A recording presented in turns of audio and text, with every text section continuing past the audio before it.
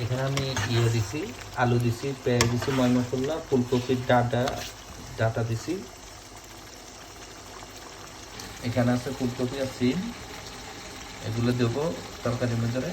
মাছ আছে, মাছ ভাজি করলাম, এই যে মাছ ভাজি করে রাখলাম দু পেঁয়াজু। তারপরে তরকারির মধ্যে ইউজ করব, তরকারির মধ্যে ময় মশলা কষার পরে। তারপরে এই যে টমেটো আছে,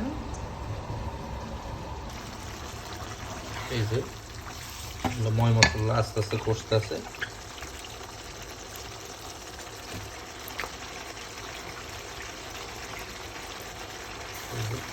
দিচ্ছি,